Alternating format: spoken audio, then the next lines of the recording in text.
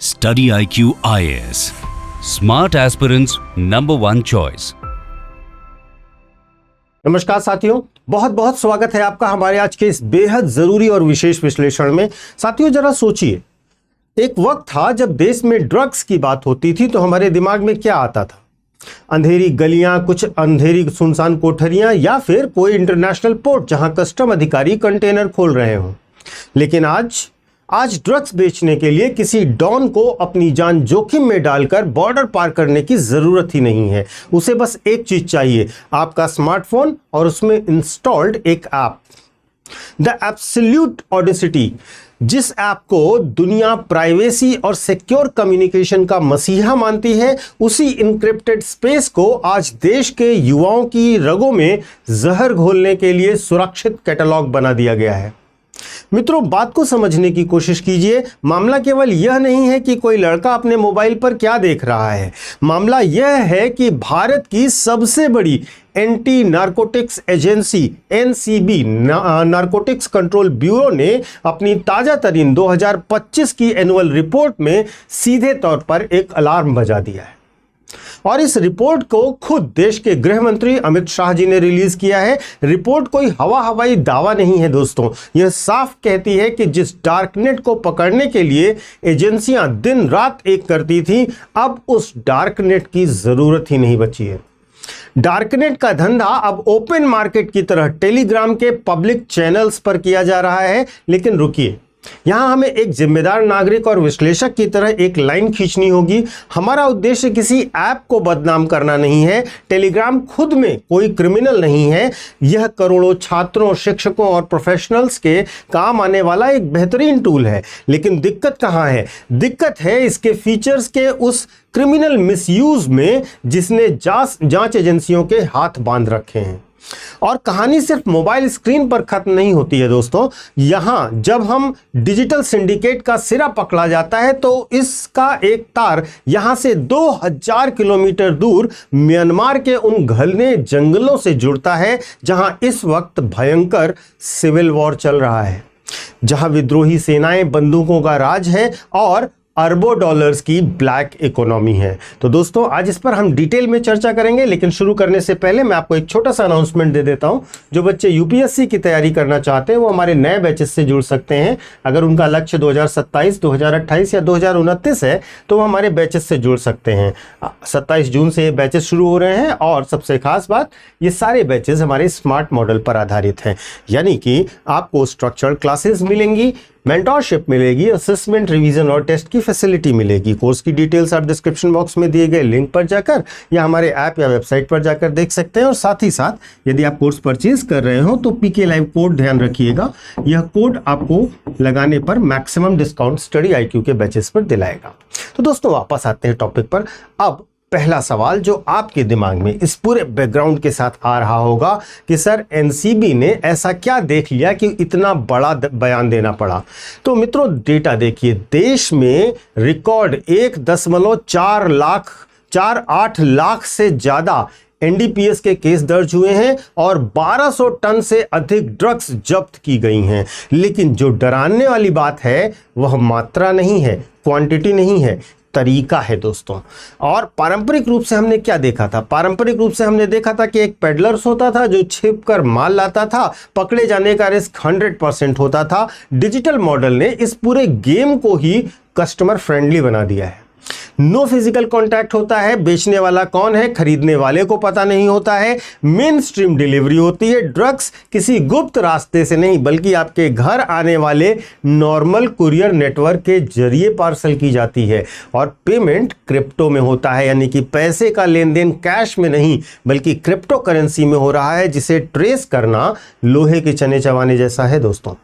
तो look this irony दोस्तों, भारत जिस कुरियर सर्विस और डिजिटल पेमेंट सिस्टम का इस्तेमाल अपनी इकोनॉमी को बूस्ट करने के लिए कर रहा है, ये ड्रग कार्टेल्स उसी इंफ्रास्ट्रक्चर को हाईजैक करके अपनी काली कमाई बढ़ा रहे हैं। It is no longer a law and order problem. यह कुल एक तरीके से आप कह सकते हो फुल ब्लोन डिजिटल वॉरफेयर चल रहा है दोस्तों, महत्वपूर्ण रूप से। अब आप कहेंगे कि सर मार्केट में व्हाट्सएप भी है, सिग्नल भी है, इंस्टा भी है, तो फिर टेलीग्राम का नाम बार बार क्यों लिया जा रहा है? क्या इसको अननेसेसरी टारगेट किया जा रहा है या इसमें कोई खराबी है? तो दोस्तों यहीं पर समझने वाली बात है। टेलीग्राम के कुछ ऐसे फीचर्स हैं जो इसे नॉर्मल यूजर्स के लिए बहुत शानदार बना देते हैं, लेकिन अपराधियों के लिए भी ये किसी वरदान से कम नहीं है। जरा इन 3 फीचर्स पर गौर कीजिएगा। पहला है पब्लिक चैनल्स और विशाल रीच। मतलब व्हाट्सएप में ग्रुप की एक लिमिट होती है, लेकिन यहां पर एक पब्लिक चैनल में 10-10, 20-20 हजार लोग जुड़े होते हैं। ड्रग्स बेचने वाला बाकायदा रेट लिस्ट, डिलीवरी का तरीका और प्रोडक्ट कैटलॉग पोस्ट कर रहा है। दोस्तों दूसरी बड़ी चीज क्या है टेलीग्राम के साथ? यहां पर रियल आइडेंटिटी रिक्वायर्ड ही नहीं होती है। मतलब आपकी कोई रियल आइडेंटिटी हो, आपको अपना फोन नंबर छुपाने दिखाने की जरूरत नहीं है, सिर्फ एक फेक यूजर नाम बना दीजिए और आप छुपे हुए रहेंगे। तीसरी बड़ी चीज जो टेलीग्राम को एक अलग लेवल पर ले जाती है वो है संदेश भेजा और कुछ मिनटों के बाद वो अपने आप गायब। जांच एजेंसियां जब तक स्क्रीनशॉट लें तब तक सबूत साफ हो चुका होता है। और सबसे मजेदार बात यह है कि दोस्तों कि अगर एजेंसियों के दबाव में एक चैनल आप ब्लॉक भी कर देते हैं तो अगले 5 मिनट में दूसरा चैनल तैयार हो जाता है। It is like a digital hydra.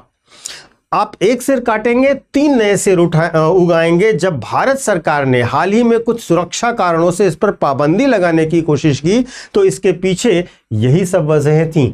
हालांकि बताया और भी कुछ गया था। लेकिन मित्रों अब आप सोच रहे होंगे कि कहानी सिर्फ एक ऐप पर आके खत्म हो गई, तो आप बहुत बड़े धोखे में हैं। टेलीग्राम तो सिर्फ इस चेन की एक आखिरी कड़ी है। द लास्ट माइल डिलीवरी का काम करता है टेलीग्राम। असली खेल तो वहां शुरू होता है जहां यह जहर तैयार किया जाता है। दुनिया के इस इलाके को गोल्डन ट्रायंगल कहा जाता है, यहां जो है म्यांमार, थाईलैंड और लाओस की सीमाओं के मिलने वाला प्लेस। मित्रों ध्यान से सुनिएगा, तालिबान ने जब अफगानिस्तान में अफीम की खेती पर बैन किया तब से म्यांमार दुनिया का सबसे बड़ा अफीम और सिंथेटिक ड्रग का प्रोडक्शन हब बन चुका है। और म्यांमार में इस वक्त चल रहा है भयंकर गृह युद्ध। वहां की जो विद्रोही मिलिट्री और उग्रवादी संगठन हैं उन्हें हथियार खरीदने के लिए चाहिए पैसा, और पैसा कहां से आएगा? पैसा आएगा इसी ड्रग्स के धंधे से। दोस्तों अभी हाल ही में हमारी एजेंसियों को जो बड़ी कामयाबी हासिल हुई है उसको भी जानिएगा। एनसीबी ने दिल्ली से म्यांमार के सबसे बड़े इंटरनेशनल ड्रग किंगपिन थासिंग तोआन, जिन्हें चिंतुआन भी कहा जाता है, उनको गिरफ्तार किया है। इस एक अकेले आदमी के तार मिजोरम, मणिपुर और असम के रास्ते पूरे भारत में फैले हुए थे। इसके सिंडिकेट की वैल्यू सिर्फ कागजों पर 115 करोड़ रुपए से ज्यादा आंकी गई थी। इमेजिन द स्केल दोस्तों। ये लोग भारत के उत्तर पूर्वी राज्यों के पोरस बॉर्डर्स और पहाड़ी बॉर्डर्स का फायदा उठाकर ड्रग्स अंदर लाते हैं। और बात सिर्फ ड्रग्स की जब्ती तक नहीं रुकती है दोस्तों। इसी महीने अभी इन्फोर्समेंट डायरेक्टोरेट ने मिजोरम, त्रिपुरा और पश्चिम बंगाल में ताबड़तोड़ छापे मारे हैं। लेकिन क्यों मारे हैं? क्योंकि इस म्यांमार इंडिया ड्रग नेटवर्क के पीछे 142 करोड़ की मनी लॉन्ड्रिंग का खुलासा हुआ है दोस्तों। यह पैसा शेल कंपनियों और हवाला के जरिए वाइट किया जा रहा था और इसका विरोध देश विरोधी ताकतों की फंडिंग के लिए किया जा रहा था। अब मित्रों आप समझ पा रहे होंगे कि ये लड़ाई वास्तव में इतनी बड़ी है कि जिसके डीप डाउन हमें समझना जरूरी है। यह मामला सिर्फ एक मोबाइल ऐप को बैन करने या चलाने का नहीं है। यह लड़ाई उस नए दौर के संगठित अपराध के खिलाफ है जहां म्यांमार के जंगलों में बैठी हुई विद्रोही सेनाएं, आपके फोन में छिपा एक डिजिटल ऐप, ये दोनों मिलकर देश की युवा पीढ़ी और हमारी राष्ट्रीय सुरक्षा दोनों के लिए खतरा बन रहे हैं। जब तक हम इस पूरी चेन को बॉर्डर से लेकर मोबाइल स्क्रीन तक जड़ से नहीं समझेंगे तब तक हम इस खतरे का मुकाबला नहीं कर पाएंगे। तो जरा सा आगे बढ़ते हैं और थोड़ा गहराई में समझते हैं। अपनी आंखें बंद कीजिए दोस्तों और कल्पना कीजिए भारत के उत्तर पूर्व के नक्शे की। दोस्तों यहाँ पर वो खूबसूरत वादियां हैं, टूरिस्ट स्पॉट्स हैं, लेकिन इंटरनेशनल ड्रग्स कार्टेल्स के लिए, इनके लिए वो भारत में घुसने का सबसे बड़ा हाईवे है। मित्रों, बात को गहराई से समझने की कोशिश कीजिएगा। आज हम बात कर रहे हैं गोल्डन ट्रायंगल की। नक्शे पर जब आप लाओस, म्यांमार और थाईलैंड को देखेंगे तो ये तीनों देश जहां मिलते हैं उसे दुनिया का सबसे खतरनाक ड्रग हेवन कहा जाता है। लेकिन ट्विस्ट कहां है? ट्विस्ट ये है कि पिछले कुछ समय से म्यांमार के भीतर जो भयंकर गृहयुद्ध छिड़ा हुआ है उसने इस पूरे इलाके की जियोपॉलिटिक्स को बदल कर रख दिया है। वहां की विद्रोही सेनाओं को जुंता मिलिट्री से लड़ने के लिए पैसा चाहिए और वो पैसा आ रहा है याबा और मेथाम्फेटामाइन जैसी खतरनाक सिंथेटिक ड्रग्स को डंप करने से। दोस्तों, the geopolitical hypocrisy is struggling.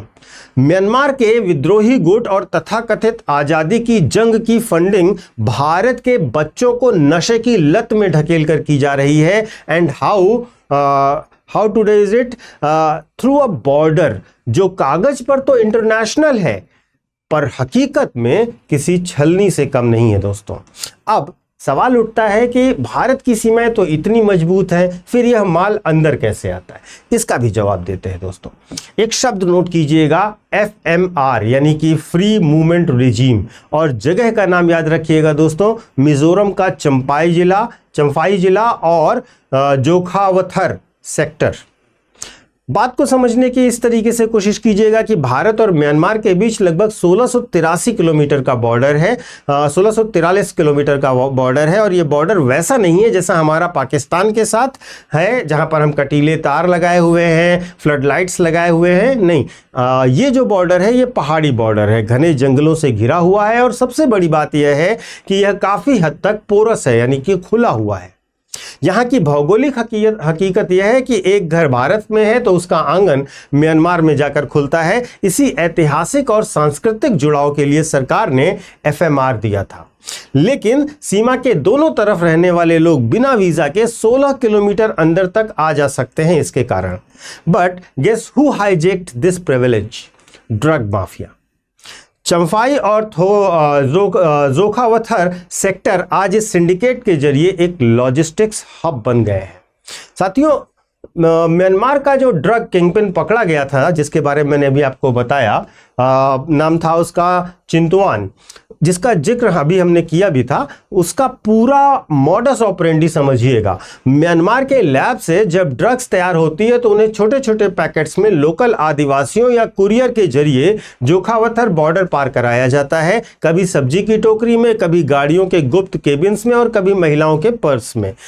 एक बार माल मिजोरम या मणिपुर की सीमा में घुस गया तो समझिए भारत की नेशनल सप्लाई चेन में दाखिल हो गया। अब आपको लग सकता है कि हमारी एजेंसियां इस सब पर हाथ धरे बैठी हुई हैं क्या? तो आप गलत हैं दोस्तों। भारत सरकार ने अब इस सॉफ्ट अप्रोच को पूरी तरह से बदल दिया है। The game plan has changed. मित्रों, देश के गृह मंत्रालय ने बहुत बड़ा फैसला लिया है। सबसे पहला और बड़ा सख्त कदम उठाया गया है फ्री मूवमेंट रेजिम को सस्पेंड करने का, और पूरे 1643 किलोमीटर के भारत म्यांमार बॉर्डर पर फेंसिंग लगाने का काम युद्ध स्तर पर शुरू कर दिया गया है। और ग्राउंड पर कौन लड़ रहा है? Sentinels of the north east यानी हमारी असम राइफल्स, और असम राइफल्स और NCB ने मिलकर के जोखावथर और चंफाई सेक्टर के बीच एक ऐसा खुफिया ग्रिड तैयार किया है। अब चूहा भी अगर बॉर्डर पार करेगा तो खबर कर हो जाएगी। दोस्तों, this is a coordinated Hunt. एक तरफ असम राइफल्स अपना फिजिकल ब्लॉक कर रही है और दूसरी तरफ NCB इंटेलिजेंस इनपुट के आधार पर किंगपिन्स को दबोच रही है, और तीसरी तरफ एनफोर्समेंट डायरेक्टोरेट है, ED है, जो इनकी फाइनेंशियल रीढ़ की हड्डी तोड़ रही है। जैसा कि हालिया छापों में हुआ, 142 करोड़ का मनी लॉन्ड्रिंग नेटवर्क एक झटके में फ्रीज कर दिया गया। You target the supply, you target the money, the cartel collapses. तो दोस्तों, यही स्ट्रेटेजी अपनाई जा रही है। अब इस पूरी पिक्चर को अगर आप जोड़कर देखेंगे, इस पूरे वीडियो को एक साथ समझने की कोशिश करेंगे, तो ये म्यांमार बॉर्डर की घटनाएं और टेलीग्राम का केस, ये दोनों एक दूसरे से जुड़े हुए हैं। ये एक ही सिक्के के दो पहलू हैं। म्यांमार के जंगलों से चला हुआ बारूद और ड्रग्स जोखावतर के रास्ते भारत में घुसता है, और टेलीग्राम के जरिए सीधे आपके शहर, आपके मोहल्ले और आपके युवाओं के जेब में पहुंचता है। यह भारत की सुरक्षा के लिए, राष्ट्रीय सुरक्षा की एक ऐसी अदृश्य लड़ाई है जो हमारी सीमाओं पर भी लड़ी जा रही है और हमारे स्मार्टफोन की स्क्रीन्स पर भी। एक सजग नागरिक होने के नाते इस खतरे को पहचानना हमारी और आपकी दोनों की सबसे बड़ी जिम्मेदारी है। मैं डॉक्टर पंकज मिश्रा, भू राजनीति और आंतरिक सुरक्षा के इस विश्लेषण में आज के लिए इतना ही। इस मुद्दे पर आपकी क्या राय है कमेंट बॉक्स में जरूर साझा कीजिएगा दोस्तों। और मैं आपको अपने सोशल मीडिया हैंडल्स बता देता हूं। यूपीएससी मेंटोर पंकज सर के नाम से आप मुझे कनेक्ट कर सकते हैं इंस्टा और टेलीग्राम पर। यहां पर आपको मेरे सारे वीडियोस के लिंक मिल जाएंगे और आप करेंट टॉपिक से अवेयर रहेंगे। Thank you so much. जय Hind. Study IQ IAS, making India smarter and better.